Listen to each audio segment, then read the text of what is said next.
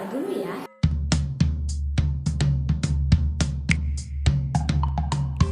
Assalamualaikum anak solih dan solihah. Sudah pada mandi belum? Sudah siap kan belajar hari ini? Yuk kita simak materi berikut ini.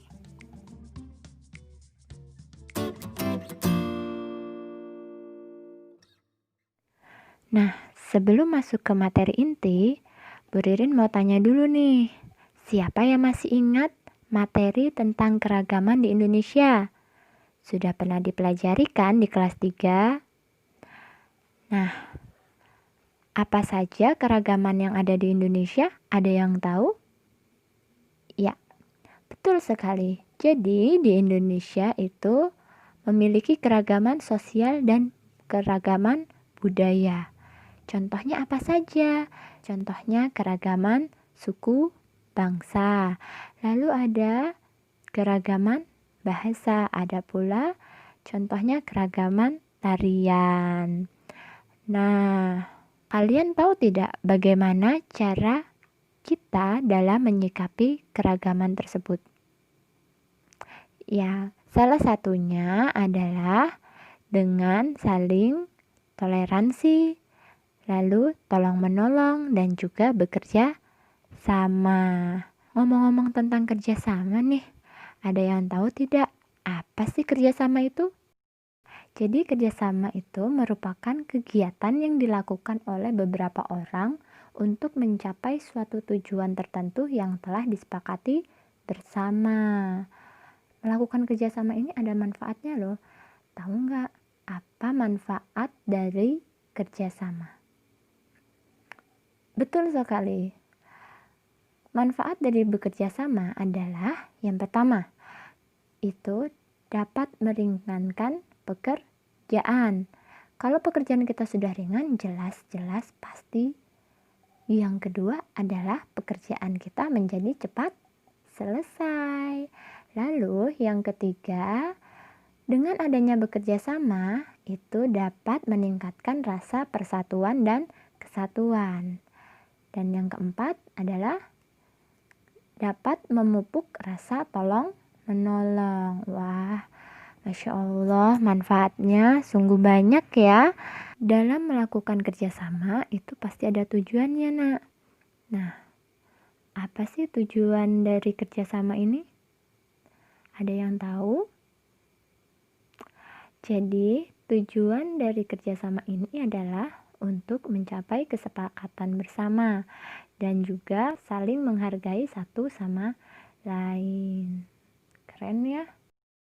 Nah, tadi kan Bu Guru sudah menyebutkan pengertian, manfaat, dan juga tujuan dari kerjasama. Kira-kira ada yang tahu tidak bagaimana cara melakukan kerjasama yang baik? Ya, jadi cara melakukan kerjasama yang baik adalah dengan saling toleransi, bersikap sabar, saling mendengarkan, dan mendahulukan kepentingan bersama daripada kepentingan diri sendiri. Supaya apa? Supaya kembali lagi tujuan dari kerjasama itu tercapai. Apa saja sih contoh-contoh dari kerjasama? Ya, ini dia contoh dari kerjasama. Misalnya di lingkungan sekolah, contohnya ada piket kelas, diskusi, bisa melakukan kerja bakti. Lalu kalau ada festival makanan tradisional, kita juga bisa ikut tuh bekerja sama dalam menyiapkan makanan-makanan tradisional. Lalu ronda, tahu kan ronda? Nah, selanjutnya ada juga, sebentar lagi kan bulan Agustus nih. Biasanya apa kerjasama yang kita lakukan? Yaitu mempersiapkan hari kemerdekaan. Oke, itu dia tadi materi kita tentang kerjasama. Sudah tahu kan apa itu kerjasama? Bagaimana cara melakukannya? Apa saja manfaat dan tujuannya? Dan apa saja contoh-contoh dari kerjasama? Nah, sekarang tugas kalian adalah coba kalian sebutkan satu contoh kerjasama yang bisa kalian lakukan di rumah. Ya, silakan kerjakan di buku latihan bersampul warna kuning. Bukunya buku halus kasar ya anak Soli dan Solihah.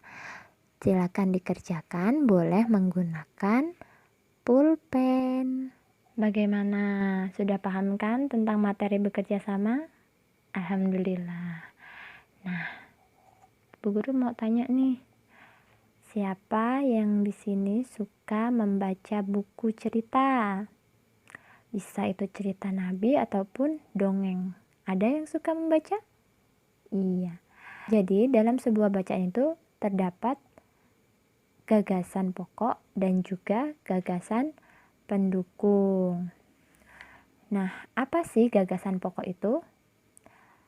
Oke, jadi gagasan pokok adalah suatu topik bahasan yang terdapat pada sebuah bacaan atau sebuah teks ya, dari satu paragraf.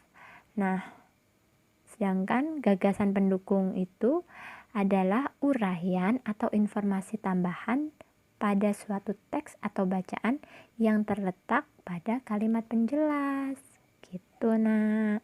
Bagaimana sih cara menemukan gagasan pokok? Ada yang tahu? Ya. Jadi, gagasan pokok itu dapat ditemukan pada kalimat utama yang letaknya itu ada di bagian awal, bagian akhir, atau bagian awal dan akhir paragraf. Selain itu, kita juga bisa menemukan gagasan pokok dengan cara membaca seluruh kalimat pada paragraf tersebut. Nah, untuk menentukan gagasan pokok dan gagasan pendukung suatu bacaan, kita bisa melakukannya dengan cara membaca teks dengan seksama. Itu dia materi hari ini. Apa saja sih materi kita hari ini? Ya, jadi yang pertama tadi ada tentang kerjasama, lalu tentang gagasan pokok dan gagasan pendukung. Alhamdulillah, semoga kalian tetap semangat ya. Pasti semangat. Oke, sampai berjumpa di pelajaran selanjutnya.